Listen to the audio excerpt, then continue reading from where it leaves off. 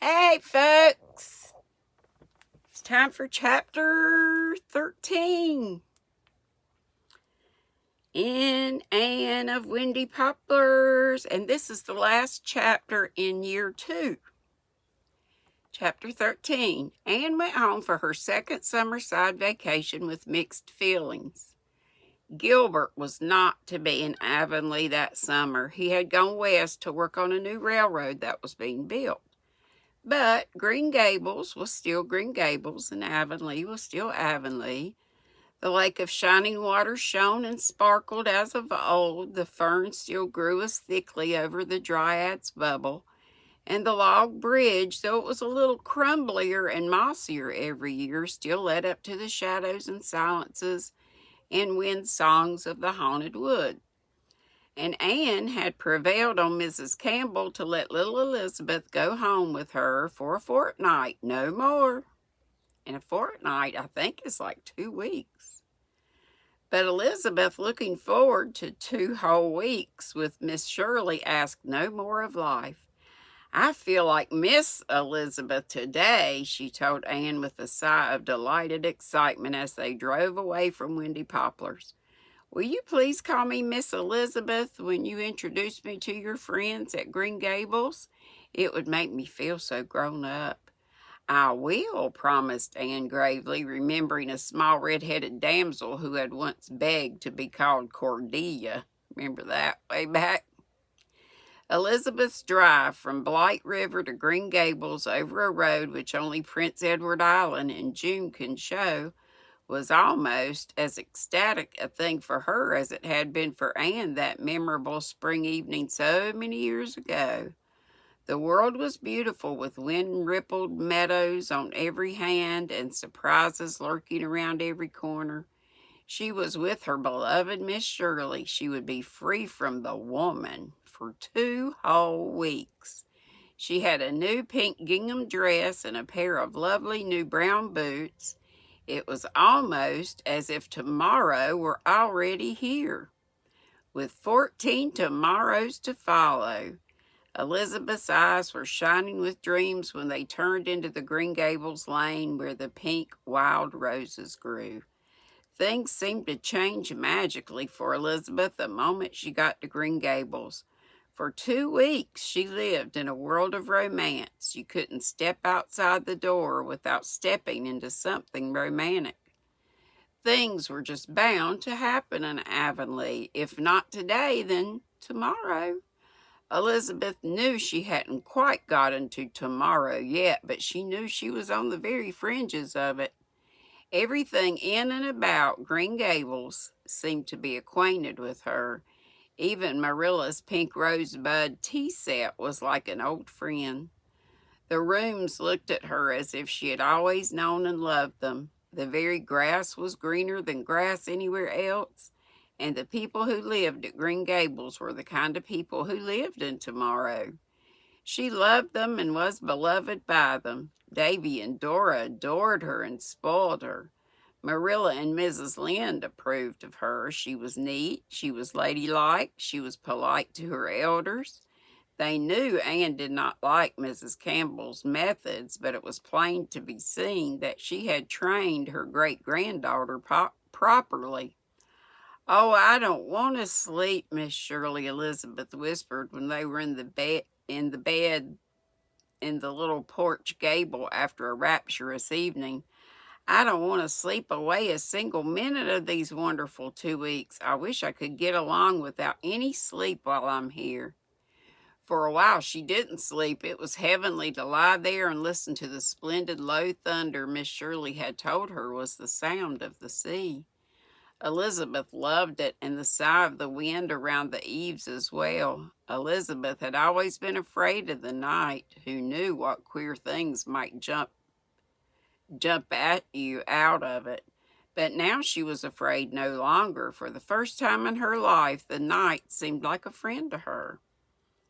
They would go to the shore tomorrow, Miss Shirley had promised, and have a dip in those silver-tipped waves they had seen breaking beyond the green dunes of Avonlea when they drove over that last hill.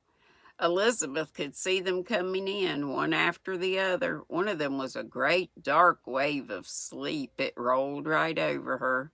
Elizabeth drowned in it with a delicious sigh of surrender. It's so easy to love God here, was her last conscious thought. But she lay awake for a while every night of her stay at Green Gables, long after Miss Shirley had gone to sleep, thinking over things. Why couldn't life at the Evergreens be like life at Green Gables?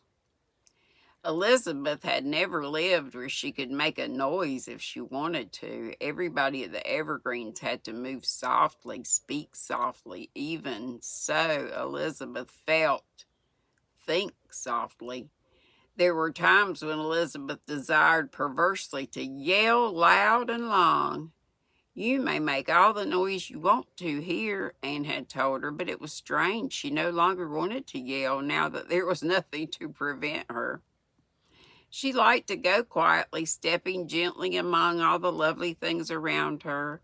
But Elizabeth learned to laugh during that sojourn at Green Gables. And when she went back to Summerside, she carried delightful memories with her and left equally delightful ones behind her. To the Green Gables folks, Green Gables seemed for months full of memories of little Elizabeth. For little Elizabeth, she was to them in spite of the fact that Anne had solemnly introduced her as Miss Elizabeth. She was so tiny, so golden, so elf-like that they couldn't think of her as anything but little Elizabeth. Little Elizabeth dancing in a twilight garden among the white June lilies coiled up on a bough of the big Duchess apple tree, reading fairy tales. Unlit and unlet and unhindered, little Elizabeth half drowned in a field of buttercups where her golden head seemed just a larger buttercup, chasing silver green moths or trying to count the fireflies in Lover's Lane, listening to the bees zooming in the Canterbury bells, being fed strawberries and cream by Dora in the pantry, or eating red currants with her in the yard. Red currants are such beautiful things, aren't they, Dora? It's just like eating jewels, isn't it? Little Elizabeth singing to herself in the haunted dusk of the firs, with fingers sweet from gathering the big fat pink cabbage roses, gazing at the great moon hanging over the brook valley. I think the moon has worried eyes, don't you, Mrs. Lynde? Crying bitterly because a chapter in the serial story in Davy's magazine left the hero in a sad predicament. Oh, Miss Shirley, I'm sure he can never live through it. Little Elizabeth curled up all flushed and sweet like a wild rose after an afternoon nap on the kitchen sofa with Dora's kittens cuddled around her, shrieking with laughter to see the wind blowing the dignified old hens' tails over their backs. Could it be little Elizabeth laughing like that, helping Anne frost cupcakes? Mrs. Lynde cut the patches for a new double Irish chain quilt, and Dora rubbed the old brass candlesticks till they could see their faces in them, cutting out tiny biscuits with a thimble under Marilla's tutelage, while the Green Gables folks could hardly look at a place or a thing without being reminded of little Elizabeth. I wonder if I'll ever have such a happy fortnight again, thought little Elizabeth as she drove away from Green Gables. The road to the station was just as beautiful as it had been 2 weeks before, but half the time little Elizabeth couldn't see it for tears. I couldn't have believed I'd miss a child so much, said Mrs. Lynde. When little Elizabeth went, Catherine Brooke and her dog came for the rest of the summer. Catherine had resigned from the staff of the high school at the close of the year and meant to go to Redmond in the fall to take a secretarial course at Redmond University. Anne had advised this. I know you'd like it and you'd never like teaching, said the latter as they sat one evening in a ferny corner of a clover field and watched the glories of a sunset sky. Life owes me something more than it has paid me, and I'm going out to collect it, said Catherine decidedly. I feel so much younger than I did this time last year, she added with a laugh. I'm sure it's the best thing for you to do, but I hate to think of Summerside in the High without you. What will the tower room be like next year without our evenings of confab and argument and our hours of foolishness when we turn everybody and everything into a joke? And that is all of chapter 13.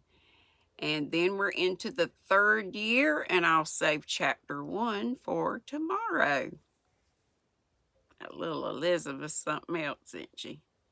And I'm so glad Anne waved her wand